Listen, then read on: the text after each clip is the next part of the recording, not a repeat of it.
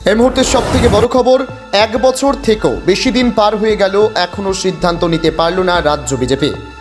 1 বছর পার, এখনও রাজ্য বিজেপির ঘোষণা করতে পারল না নয়া সভাপতির নাম। এটা কি রাজ্য বিজেপির ব্যর্থতা?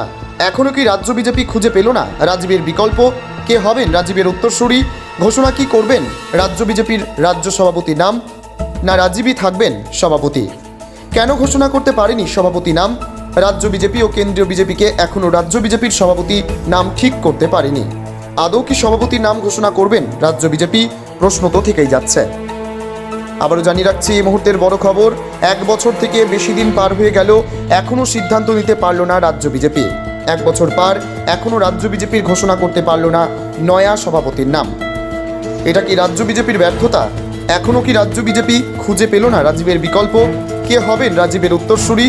ঘোষণা কি করবেন রাজ্য বিজেপির রাজ্য সভাপতি নাম, না রাজীবে থাকবেন সভাপতি? কেন ঘোষণা করতে পারেনি সভাপতি নাম?